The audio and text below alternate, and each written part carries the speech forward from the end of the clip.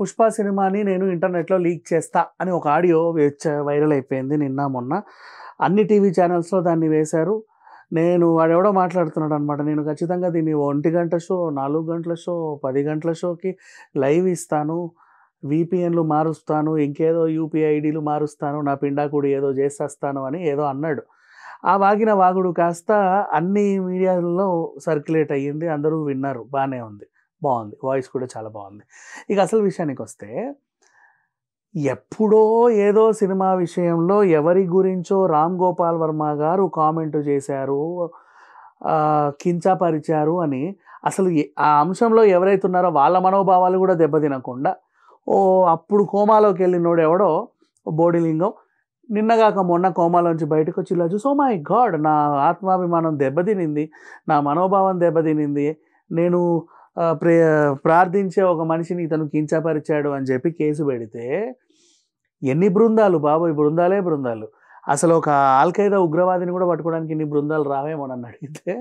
ఈ బృందాలన్నీ కోయంబత్తూరుకి ఒకటి, ముంబైకి ఒకటి, హైదరాబాద్ ఇక్కడికి అటోటి ఇటోటి అటోటి మొత్తం హెలికాప్టర్లు వేసుకొని మరీ ఎతకడానికి వచ్చారు.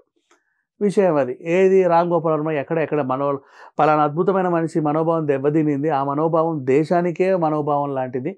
ఇప్పుడు నువ్వు గనక 5 రోజుల్లో సమాధానం చెప్పకపోతే రేపు దేశ గౌరవం, ప్రతిష్ట ఏమైపోతుంది, మంట కలిసిపోతుంది అన్నట్లుగా వచ్చారు. ఈ చండాలం అంతా కాదు పగ తీర్చుకోవడానికి. ఇప్పుడు అసలు విషయానికి వస్తున్నా.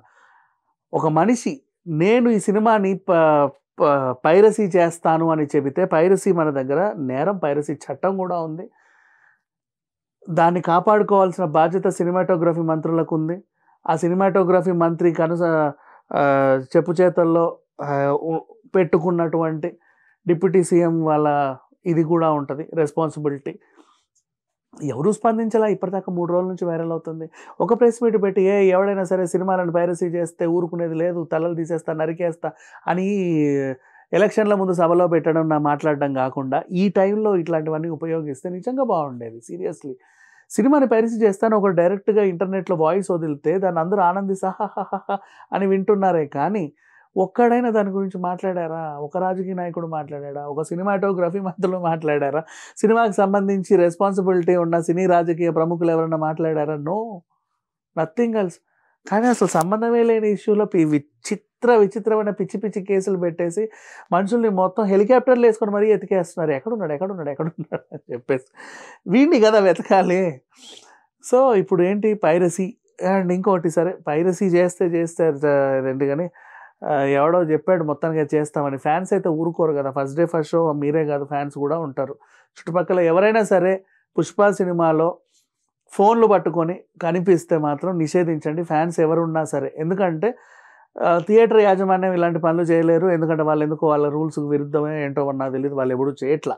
కనీసం సినిమాని కాపాడుకోవడం బాధ్యత, ఆర్మీ అనే పదం ఉంది కాబట్టి సినిమాని కాపాడుకోవడం కూడా అల్లు అర్జున్ అభిమానులకి ఎంతైనా ఉంది కాబట్టి ఎవరైనా సరే కనీసం స్టేటస్లు కూడా పెట్టడానికి వీల్లేదు. అంతే స్ట్రిక్ట్ ఈ సినిమాకి మాత్రం. అలా ఉంచుకోండి.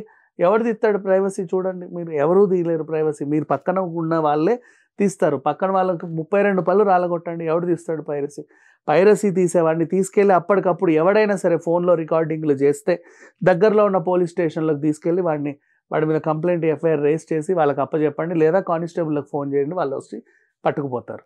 ఇది జరుగుద్ది.